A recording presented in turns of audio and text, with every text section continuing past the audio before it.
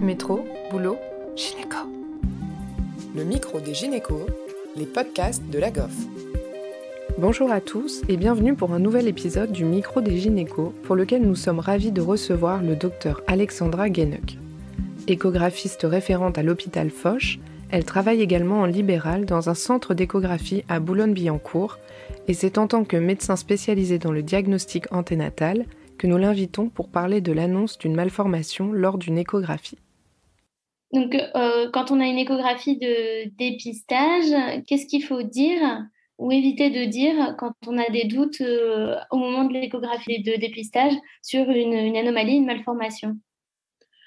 Je pense que ce qui est important, avant tout, en début d'examen, c'est de rappeler pourquoi on le réalise.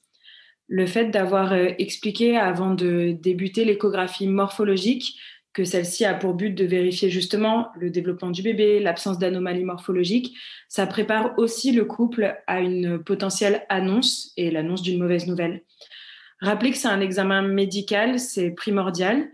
Au même titre que lors de l'examen, parfois on va arrêter de parler, froncer les sourcils, ça peut engendrer de l'inquiétude au niveau du couple au cours de l'échographie. Et c'est important de souligner aussi que si on se tait, si on arrête de parler à un moment, c'est qu'on a besoin de se concentrer et que de toute façon, on leur cachera rien et qu'on refera le point en fin d'examen. Toutes ces petites choses en début d'échographie permettent en fait de faire une mise en contexte et c'est important pour potentiellement atténuer dans un second temps la brutalité d'une annonce de la mauvaise nouvelle. Lorsqu'on fait une échographie de dépistage et qu'on est amené à annoncer une mauvaise nouvelle, il faut savoir arrêter l'examen, finir l'examen médical justement, laisser un temps à la patiente pour se rhabiller, rallumer la lumière, se réinstaller tranquillement. C'est un positionnement physique et psychologique à ce moment-là qui est plus adapté pour faire le bilan sur ce qu'on a pu constater. Dans l'annonce de la mauvaise nouvelle, je pense qu'il est préférable de ne pas le faire brutalement, évidemment, d'essayer d'avoir le plus d'empathie possible et plutôt d'annoncer progressivement les choses. Je sais pas, avec une phrase telle que je suis désolée, j'ai l'impression de voir quelque chose qui n'est pas comme d'habitude, avec des mots simples et surtout en restant vraiment humble. Quand on fait une échographie de dépistage et qu'on a un doute, il faut savoir rester humble et savoir dire au couple que aujourd'hui on n'est pas forcément sûr de ce qui se passe, mais qu'on va avoir besoin d'un second avis pour aller plus loin, quelqu'un qui va devoir recontrôler après vous pour être vraiment sûr de ce qu'on est en train de constater. Je pense que c'est important de ne pas trop s'avancer sur le diagnostic et le pronostic de ce que vous avez pu voir, parce qu'en effet, une anomalie qui peut vous sembler simple initialement, pour exemple une fente palatine, qui est quelque chose de réparable et qui va pas forcément conduire le couple à faire une interruption médicale de grossesse, finalement, si elle est associée à d'autres anomalies que vous n'avez pas vues lors de votre échographie de dépistage, ou même finalement si on fait une amniosynthèse et qu'on découvre une anomalie des chromosomes ou de la CGH, le pronostic tout de suite il va être très différent et la prise en charge et le cheminement du couple pourra potentiellement être totalement bouleversé et pas du tout similaire à ce que vous leur aviez annoncé initialement. Je pense que on peut juste en fait donner au couple une visibilité sur les étapes de la prise en charge, sur ce que vous allez leur proposer et ce qui peut, à mon avis, les aider dans le processus d'acceptation. Donc leur dire je vous adresse à un confrère pour un deuxième avis, leur expliquer ce qu'il va réaliser. Donc il refera une échographie. En fonction des constatations, il pourra être amené à vous proposer d'autres examens tels qu'une amniosynthèse. On peut expliquer ce qu'est l'amniosynthèse, mais tout en soulignant que vous n'êtes pas sûr que ça ira jusque-là, mais aussi pour que le couple se rende compte qu'il y a vraiment quelque chose qui se passe et qu'on a besoin d'aller plus loin au niveau des examens. Ça lui permet aussi de se préparer à ce que lui annoncera l'échographiste référent et savoir avant tout s'adapter au questionnement du couple lorsqu'il a des questionnements à ce moment-là. Il y a certains couples qui vont avoir besoin tout de suite d'aller très très loin justement et qui vont tout de suite évoquer mais si l'anomalie est grave, docteur, qu'est-ce qui va se passer ? Et à ce moment-là, même en tant que dépisteur, rien ne vous empêche d'y répondre en leur expliquant que si l'anomalie est grave et que la médecine actuelle n'a pas de traitement à proposer, la loi les autoriserait à ce moment-là à prendre la décision de ne pas accueillir cet enfant dans leur famille. Mais à l'inverse, il faut leur laisser le choix de ne pas forcément tout comprendre et de ne pas faire un tel cheminement dès l'annonce initiale de la potentielle anomalie. Et il y a certains couples qui ont besoin de plus de temps pour avoir ce cheminement-là, et ça viendra dans un second temps lorsqu'ils rencontreront l'échographiste référent qui, lui, ira plus loin au niveau du diagnostic et sera peut-être plus à même justement à leur parler du pronostic et de qu'est-ce que ça peut engendrer pour l'enfant et à venir et du coup les décisions qui peuvent en découler. Voilà. Après, c'est sûr que pendant tout ce processus, ce qui est important, c'est de rester avec un langage clair, simple et essayer au maximum de laisser aussi du temps au couple pour que lui, il puisse poser des questions et qu'on puisse comme ça faire le cheminement ensemble dans l'annonce de la mauvaise nouvelle. Et du coup, quels sont les mots préférables à choisir? Est-ce qu'il y a des mots à éviter aussi? Je pense que donc, quand le médecin annonce la mauvaise nouvelle, il ne sait pas du tout comment ça va être perçu par le couple qui est en face de lui. Et le principal, c'est d'utiliser vraiment un langage simple de tous les jours, adapté au couple qu'on a en face de soi, à sa capacité de compréhension en tout cas. Souvent, en fait, il faut bien se rendre à l'évidence, le couple, la patiente, ne va pas entendre en fait le message qu'on est en train de lui donner. D'autant plus si le pronostic en tout cas, le diagnostic semble compliqué.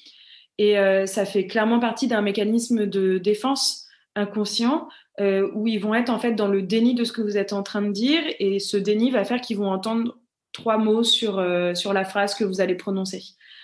Et après, il y a aussi plein d'autres mécanismes en fait, de défense qui sont connus, comme par exemple le mutisme, la colère ou l'agressivité. Et c'est à ce moment-là où il est capital que vous, dans les mots que vous allez choisir, vous soyez capable de comprendre que c'est pas contre vous, que c'est pas quelque chose de personnel à ce moment-là. Et il va falloir vraiment trouver les mots pour apaiser ce couple qui réagit par la colère et l'agressivité. Du coup, il faut surtout pas répondre avec le même ton, ne pas être non plus dans l'agressivité, parce que c'est pas votre rôle à ce moment-là, mais au contraire, vraiment trouver des mots pour les apaiser. Et donc, ne serait-ce que de dire « je comprends votre inquiétude », je comprends votre tristesse ou je comprends votre colère. C'est injuste ce que je suis en train de vous annoncer et c'est normal de ressentir ce sentiment. Prononcer cette phrase-là, souvent, ça fait un peu redescendre les gens. Ils ont l'impression à ce moment-là que vous les entendez, que vous les comprenez et du coup, ça fait descendre leur colère. Ça n'empêche pas qu'ils sont tristes, mais en tout cas, ils sont peut-être moins à ce moment-là dans l'agressivité par rapport à vous. Après, la réaction, elle est propre à chaque patient.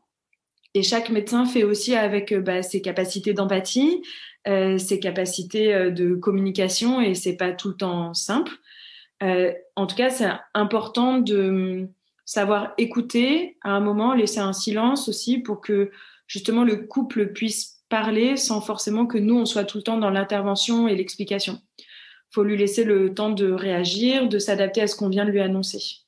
Et ça, c'est très important. Et c'est vrai aussi que souvent, en tant que médecin, on a plus ou moins été bien formé par rapport à ce type de situation.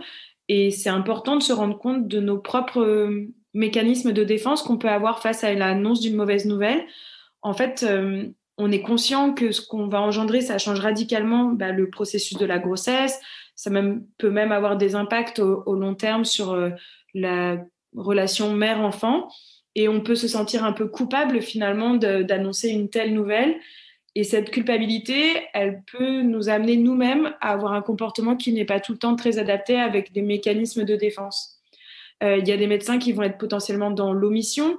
Ils vont dire les choses, mais pas totalement, parce que ça leur paraît trop dur en fait d'annoncer une mauvaise nouvelle. Et donc, ils vont avoir tendance à minimiser les choses. Il y en a d'autres qui vont être dans la fuite en avant, où ils vont pas arrêter de parler pour occuper le terrain sans laisser de place finalement au malade pour exprimer ce que lui ressent. Il y en a d'autres qui vont être dans la rationalisation aussi, où en gros on va leur parler avec un jargon médical incompréhensible et finalement, on l'écoute pas. On n'est pas là pour se mettre à la place de l'autre. On essaie juste de se débarrasser de cette nouvelle qui est désagréable le plus vite possible pour passer à autre chose et laisser ça un peu derrière nous.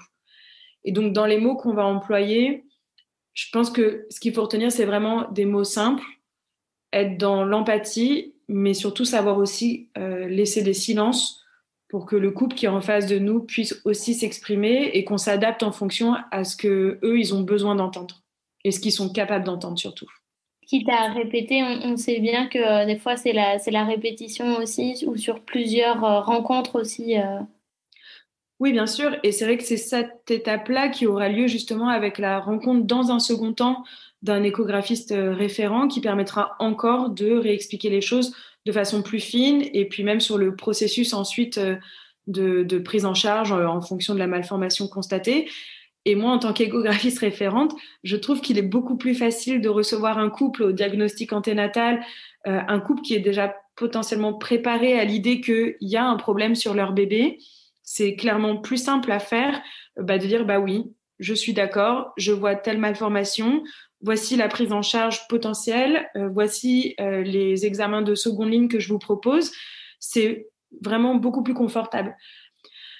Lorsqu'on est échographiste, c'est très difficile puisqu'on est vraiment en première ligne et on va briser un peu le rêve de cette grossesse, ce qui était idéalisé avec finalement cet examen qui était vu comme un moment de rencontre avec l'enfant à venir, un moment joyeux dans la journée où on va enfin voir son bébé. Et finalement, il n'y a que 3 échographies globalement au cours de la grossesse.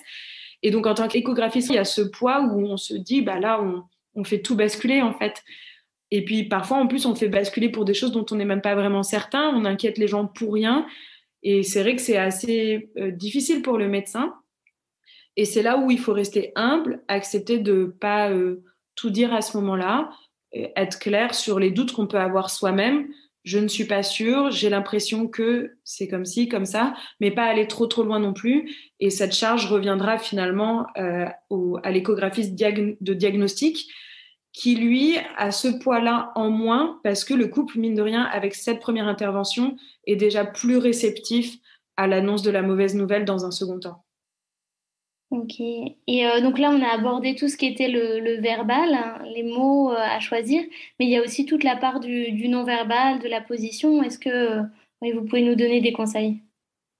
Oui, bien sûr. Il est évident que le message non-verbal, il est perçu par la patiente et le couple. C'est certain que déjà, lorsqu'on fait une échographie, c'est vrai que si on arrête de parler à un moment, forcément, ça peut inquiéter les gens. Ils disent, tout à l'heure, elle souriait, là, elle fronce les sourcils, qu'est-ce qui se passe? Pas hésiter à dire au couple, écoutez, là, j'ai besoin de me concentrer, on fait le point à la fin. Ça commence à annoncer aussi potentiellement qu'on n'est plus dans quelque chose où on sourit beaucoup et qu'il se passe peut-être quelque chose et ça prépare le couple à l'annonce de la mauvaise nouvelle. Et ensuite, il faut être adapté physiquement parlant et donc être dans l'empathie. Ça veut dire regarder les gens en face, ne pas fuir sa responsabilité à ce moment-là, essayer de ne pas paraître mal à l'aise, s'asseoir en face d'elle ou à côté d'elle. Dans l'idéal, on a fini l'examen, elle est plus allongée avec plein de gel sur le ventre. Elle s'est rhabillée, elle est dans une position donc de face à face, elle est de dignité en tout cas, qui est plus adaptée pour l'annonce d'une mauvaise nouvelle. On a rallumé la lumière et donc ça permet vraiment d'être dans la communication non verbale à ce moment-là. Il y a certaines patientes qui vont potentiellement apprécier le contact physique, la réassurance par un contact physique. Donc, prendre la main, toucher le bras, par exemple.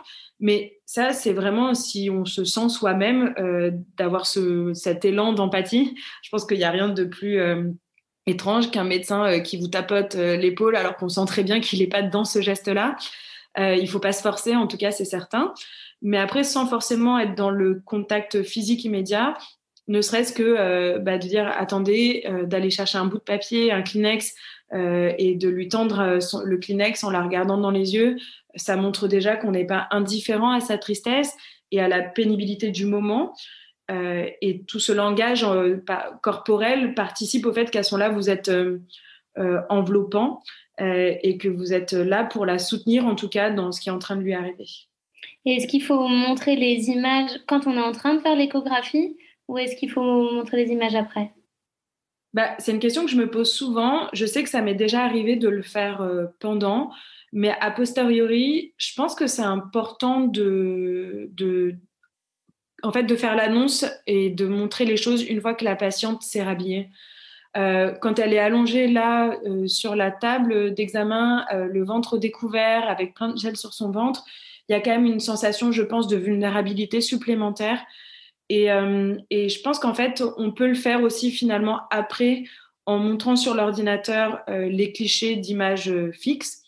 Si finalement ça ne paraît pas clair au couple et qu'il a besoin de revoir les choses avec vous en live, et ben tant pis, peut-être se réinstaller et remontrer en live sur le ventre de la dame. Mais finalement, surtout sur une annonce de doute comme ça, je crois pas qu'il y ait besoin d'aller aussi loin. Je pense que faire des schémas, remontrer les images fixes, c'est déjà bien assez pour une annonce d'une potentielle anomalie. Et quand finalement la position assise, rhabillée, est peut-être plus adaptée que allongée dans le noir avec encore du gel sur le ventre qui est froid, et surtout un contact même dans le regard, dans l'annonce qui n'est pas similaire. On est au-dessus d'elle, on est derrière notre l'écran d'échographie. Je pense pas que ça soit aussi approprié en tout cas. Il n'y a pas finalement de bonne façon d'annoncer une mauvaise nouvelle. Il y a juste certainement des façons moins pires, mais en soi, de toute façon, on sait que ça va forcément avoir une incidence sur le couple, sur la patiente, et que des fois, on a l'impression d'avoir bien fait et que pour autant, ça laisse des marques. Après, c'est sûr que si on a un minimum d'empathie, que si on a essayé de faire le mieux possible, en tout cas dans cette annonce, ça va aussi avoir une incidence positive sur la relation de confiance qu'on peut avoir avec le couple par la suite, sur l'adhésion, sur la prise en charge, etc. Et puis sur le côté un peu enveloppant qu'on peut avoir dans ce type de situation où le couple, même si finalement il en vient plus tard à faire une interruption médicale de grossesse, etc., il est finalement assez reconnaissant qu'on ait pu être là pour les soutenir dans ces moments qui ont été difficiles pour eux, oui. Et dernière question, comment le soignant, lui, il se protège dans ces annonces? Eh ben, en s'entraînant, je pense. Je pense que c'est capital. C'est sûr que la difficulté, c'est en tout cas jusqu'ici, les choses évoluent et heureusement, mais on n'a pas forcément été bien formés. Ou en tout cas, on a été formés en regardant nos pairs et les exemples étaient parfois très bons. Enfin, moi, j'ai vraiment des gens en tête où je sais que j'avais envie de les imiter, de faire comme eux parce que je voyais bien qu'ils s'y prenaient bien. Et puis après, il y a à l'inverse des gens qu'on a vu faire, que ce soit aux urgences ou ailleurs, sur des annonces de mauvaises nouvelles, où on s'est dit qu'on ne se reconnaissait pas dans la façon où c'était fait et qu'on n'avait pas du tout envie de leur ressembler et de faire pareil plus tard. Mais ce qui est certain, c'est que le fait déjà de se poser des questions, de dire est-ce que je fais bien ou pas, le fait de s'entraîner et d'en parler avec ses confrères, je pense que c'est important quand on a l'annonce d'une mauvaise nouvelle, ne serait-ce qu'autour d'un café, pouvoir dire aujourd'hui j'ai vu madame bidule et puis ça n'a pas été facile parce que il s'est passé ça, je sais pas si j'ai bien fait ou pas, enfin voilà, ça permet de débriefer et de se protéger aussi probablement sur le fait que bien sûr ça nous atteigne à chaque fois quand on annonce une mauvaise nouvelle, oui. Et heureusement d'ailleurs, parce que si on ne ressentait plus rien lorsqu'on fait une annonce de mauvaise nouvelle, c'est probablement qu'il y avait une part de notre empathie qui n'est plus tout à fait là. Mais après, il faut aussi savoir garder cette distance importante en médecine, où on n'est pas le couple, et c'est pas notre affaire personnelle, et donc il faut savoir se protéger de ces sentiments-là en les acceptant, et savoir du coup donner le soutien aux gens sans s'investir outre mesure, évidemment. Merci au Dr Guéneuc et à Léa Descourvillères pour ce partage d'expériences qui, on l'espère, vous préparera au mieux à appréhender cette situation. Merci à tous de nous avoir écoutés aujourd'hui. Rendez-vous la semaine prochaine pour un nouvel épisode. Vous retrouverez toutes les ressources et références de ce podcast dans la description et surtout, n'hésitez pas à vous abonner à la chaîne, à lui accorder 5 étoiles, voire même à en parler autour de vous.